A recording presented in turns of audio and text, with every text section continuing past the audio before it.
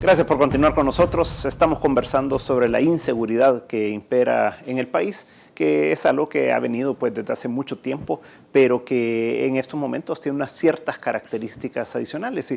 ¿Y cómo es que ha evolucionado esto, Rodrigo? ¿Ha habido una tregua que se negoció por este gobierno, que a pesar de que a veces dicen que sí, a veces dicen que no, pues es una tregua que ha existido, ¿verdad?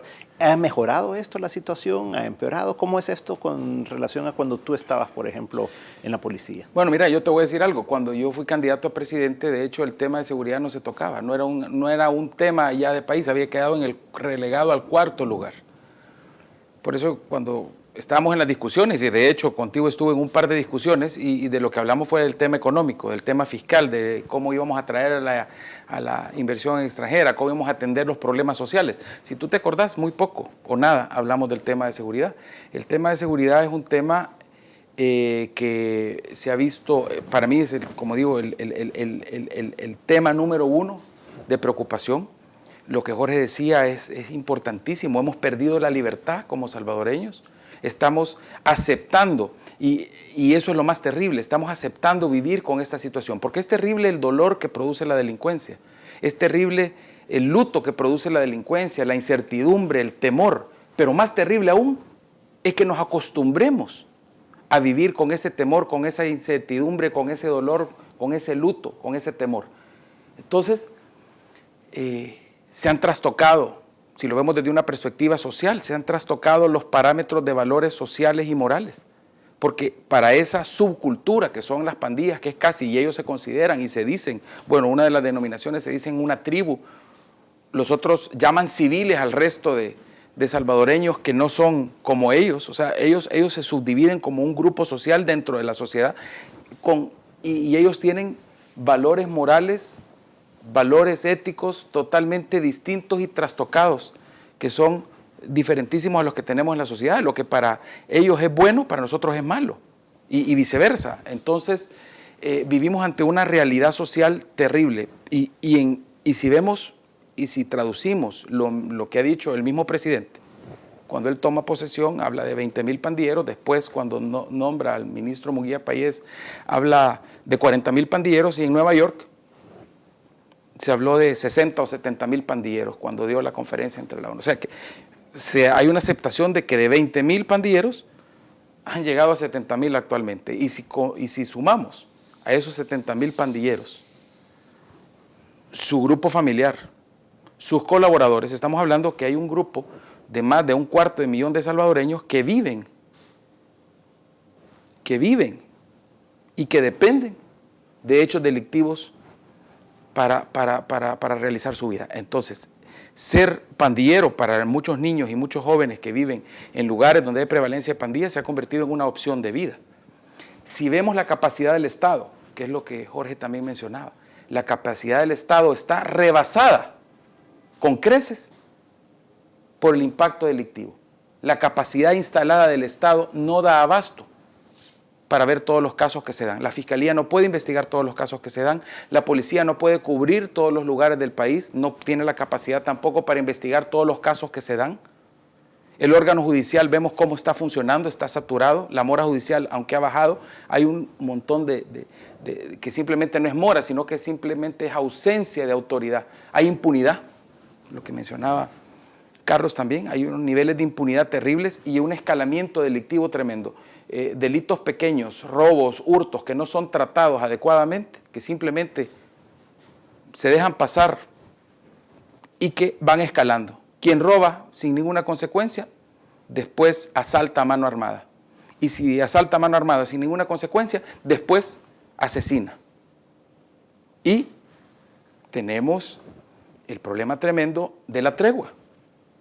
Que la tregua al principio, en mi criterio, lo que buscó fue aplausos y réditos políticos. Yo creo que la intención original no era mala, creo que era buena, pero al final se desbordó,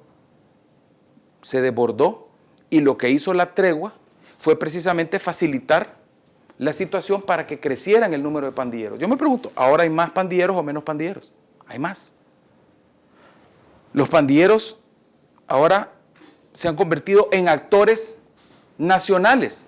Antes las pandillas eran actores en el penal, Las pandillas eran actores en el barrio, en la comunidad donde ellos presionaban a los demás ciudadanos, a los demás pobladores, pero hoy no.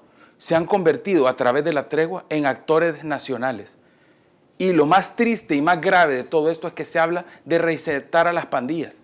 Así que ese, para mí, es el punto central del enfoque erróneo y nocivo para el país. Se está hablando de reinsertar pandilleros, cuando lo que tenemos que hablar es de reinsertar expandilleros o reinsertar personas que han dejado el camino de la delincuencia. En Colombia, cuando se reinsertaron a la sociedad, a los paramilitares y a las autodefensas, la condición sine qua non que se les puso es que tenían que dejar, abandonar, desintegrar, diluir esa estructura. Y aquí se está hablando, y lo más grave de todo, que salen en televisión pandilleros confesos que dicen que ellos no pueden dejar de delinquir, no pueden dejar de extorsionar porque ese es su medio de vida. Y lo más grave de todo es que a la par de ellos salen autoridades. Ahora ya no. Y creo que ahí ha sido muy acertada ese paso que dio el ministro Perdomo de ya no hacer eso. Y creo que tuvo sus consecuencias, como dice Carlos también. Ellos reaccionaron cuando se les prohibió salir en conferencias de prensa. A la semana siguiente hubo una vorágine de muertos terrible, subieron el muertómetro de un solo. Y lo hicieron para presionar, para mandar un mensaje. Eso es grave, porque cuando un grupo utiliza la violencia para chantajear, para hincar a la sociedad y al Estado, estamos ante una situación gravísima. Entonces, el problema es extremadamente especial y complejo. Hay que atenderlo esto desde la perspectiva de prevención, hay que atenderlo desde la perspectiva de un buen funcionamiento de las instituciones, desde la perspectiva de leyes que sean aplicables, no leyes como la ley de prescripción de pandillas, que está vigente, pero está siendo violada día con día porque los pandilleros son supuestamente personas que están al margen de la ley delinquiendo por ser miembros de pandillas. Sin embargo, eso se desconoce y no se aplica. Entonces, estamos ante la puerta de una situación bien difícil y esto puede desencadenar en un estallido social tremendo. O sea, la gente ya no aguanta y la gente verdaderamente ha perdido su libertad. Tenemos que recuperar esa libertad, tenemos que lograr que nuestro país se pacifique y tenemos que lograr que las pandillas se desintegren. ¿Que es fácil? No es fácil, es dificilísimo. Pero yo creo que si no se mira esto desde una perspectiva de nación y no desde una perspectiva únicamente de que el gobierno tiene que atender esto, tiene que ser el Estado con todos sus componentes, la sociedad, pero tiene que haber, ojo, políticas coherentes que no sean ni electoreras, ni que sean medio inmediatistas y por supuesto que no sean mediáticas, porque aquí nadie quiere ir, todo el mundo quiere hablar y yo acepto que aquí tienen un papel importante las iglesias, porque parte del problema es el factor moral, pero el Estado tiene una obligación que es de reprimir el delito y garantizarle la seguridad a los ciudadanos, y eso no lo va a hacer con pura prevención. Yo te pregunto, y a cualquiera le pregunto, si a un joven que con una llamada telefónica se echa $500 en una mañana, ¿qué va a querer aceptar un trabajo de $500 por un mes de trabajo? O sea, no. O sea, simplemente la extorsión se ha convertido en una opción de vida. Y la respuesta, y para mí el delito que tenemos que combatir es la extorsión. La gente dice, ¿por qué hay tantas extorsiones? Y la respuesta lógica de muchos es decir, bueno, y responder porque hay muchos pandilleros. Yo creo que es al revés. Hay muchos pandilleros porque la extorsión se ha convertido en una forma de vida para ellos. Entonces lo que tenemos que hacer es combatir fuertemente la extorsión. Así como se combatieron en Colombia a los narcotraficantes a través del lavado de dinero, aquí hay que combatir a las pandillas a través de quitarles su elemento vital, que es la extorsión. Por supuesto, al quitarles eso, la reacción va a ser violencia con otras formas de delito, el robo de vehículos, el asalto a mano armada, el narcotráfico, una serie de cosas, pero tenemos que estar atentos a eso. Y cuando aquí se matan niños de la manera barbárica, terrible, como lo han hecho con esos niños que iban en ese bus que fue ametrallado, y nosotros nos quedamos impávidos sin que nada pase y que nos acostumbremos a que simplemente es un hecho más del diario vivir, estamos ante una situación gravísima, gravísima.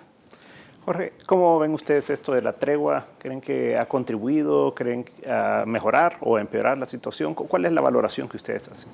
Bueno, siempre hemos visto la tregua como una posible solución al grave problema, pero la manera en que se dio, ¿verdad? Sentimos que le faltó bastante claridad, o sea, le faltó mucha transparencia. Entonces fue una tregua que apareció de repente, ¿verdad? Con mediadores o supuestos mediadores entre las pandillas y el gobierno, pero se veía un ingrediente fuerte de parte de las autoridades del momento que estaban como participando, pero no querían decirlo.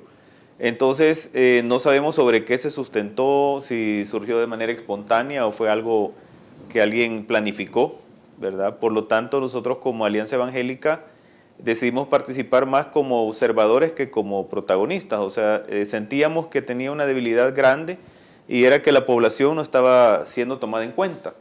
Entonces, si la tregua no garantizaba beneficios directos al pueblo, ¿verdad? Sino exclusivamente a las partes que se habían acercado a conformarla, uno ya sea por el campo político, otros por el campo de ganar más protagonismo por el lado de las pandillas, y se dejaba a la población sin un beneficio concreto y sin que hubiera una planificación para ir bajando, ¿verdad?, los niveles de delincuencia, entonces sencillamente iba a fracasar en determinado momento, porque el problema de la seguridad tiene que contar con el apoyo de todo el país. O sea, no solamente el gobierno, no solamente las autoridades de justicia, sino que todas las fuerzas vivas, o sea, empresa privada, iglesias, universidades, población en general y también el Estado, tenemos que participar de la solución, y la tregua carecía de ese involucramiento de todas las fuerzas representativas de la nación.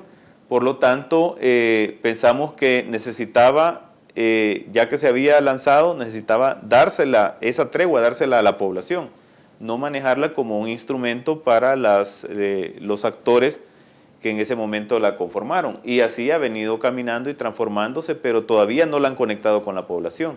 Entonces creemos que para que eso se pueda operativizar, tiene que ser de menos a más. O sea, tiene que ser que nazca desde los focos de conflicto, o sea, desde las comunidades. Y que desde ahí los actores de la comunidad, ¿verdad? O sea, las organizaciones de fe, como son las iglesias, las comunidades educativas, la representatividad del Estado que se tiene ahí, ya sea de la PNC, de la Fiscalía, de los juzgados, y toda la población civil, ¿verdad?, los comerciantes especialmente, participar de la solución y buscar identificar y focalizar los problemas para que de ahí empecemos a limpiar. Siempre hemos dicho también que se pierde a veces el objetivo la realidad de que no todo El Salvador está en conflicto. O sea, cuando vamos a revisar el mapa del país, nos vamos a encontrar con una cantidad de municipios enormes que no han tenido un asesinato en más de 3, 4, 5 años. Entonces tenemos territorios que todavía podríamos llamarlos territorios sanos.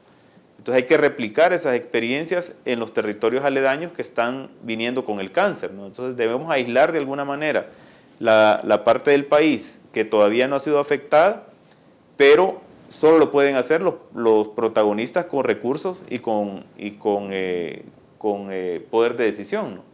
Luego tenemos que focalizar dónde están los problemas más graves y tratar de apagar los incendios en esos territorios. Entonces ya eso estamos entrando ya en la dinámica de posibles soluciones, pero creemos importante no perder la perspectiva de que hay una parte del territorio de la población que ciertamente sufre algunos niveles de delincuencia común, pero que todavía no ha entrado en el tema homicidios o en el tema extorsiones, ¿verdad? Por lo tanto, habrá que ponerle atención a esa parte y luego enfocarnos en cuáles son las posibles soluciones.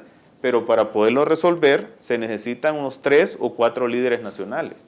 O sea, es un tema en el que tiene que haber un liderazgo fuerte, ¿verdad? No digo un caudillo de seguridad pública, pero sí líderes comprometidos con el tema de la seguridad pública y que tengan el respeto de los demás actores y de la población, y que sus proyectos, ¿verdad?, gocen del respaldo político y del presupuesto necesario para poder implementarlos. Entonces, sí creemos que tiene solución, pero tiene que ser integral, o sea, es una solución amplia y tiene que llevar la participación de toda la sociedad. O sea, en otras palabras, alguien tiene que levantarse como líder y decir, bueno, en el tema de seguridad aquí pasemos una raya, ¿verdad? Y empecemos a trabajar en las soluciones. O sea, pongámosle un paro a esta situación y trabajemos y que tenga el respaldo del resto para poder apoyarlo en su proyecto. Y que no tenga miedo a sonar políticamente incorrecto, porque hoy todos quieren decir, no, si aquí es la teoría de la prevención únicamente, o sea, eso para las iglesias, claro, es su labor, y para el Estado es una parte. O sea, aquí tiene que haber un proceso doloroso y tiene que haber un proceso fuerte, retomar el control en los penales, retomar la autoridad territorial del Estado. Lo que decía Jorge, hace 5 años se veía el mapa de El Salvador y se marcaba en rojo aquellos lugares donde había prevalencia de pandillas y donde había violencia y narcotráfico y delincuencia. Hoy se marcan dentro del mapa nacional los lugares donde no hay delincuencia, donde no hay homicidios, o sea, son los menos, los existen, gracias a Dios. Y un factor común de esos lugares es que precisamente en esos lugares donde hay poca violencia, donde hay poca delincuencia, un factor común es que no hay pandillas. Pero poco a poco, varios de los municipios donde había pandillas, donde no había pandillas hace 3 años, 2 años, ya hay pandillas y hoy ya hay violencia. Entonces, el tema es complejísimo, pero... Vamos a un corte comercial y a la vuelta entonces veamos cómo vamos resolviéndolo. Y por supuesto, Carlos, que nos dé su valoración sobre la tregua. En el momento estamos de nuevo con 361 grados.